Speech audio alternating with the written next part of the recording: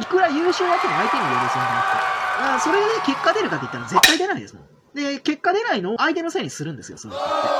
自分が悪いのにね。そういう人は自分が悪いって認められない。で、頭下げられない。自分は間違えてないって思ってるんだ。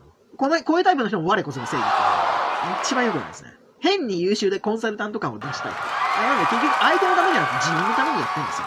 これが良くないですね。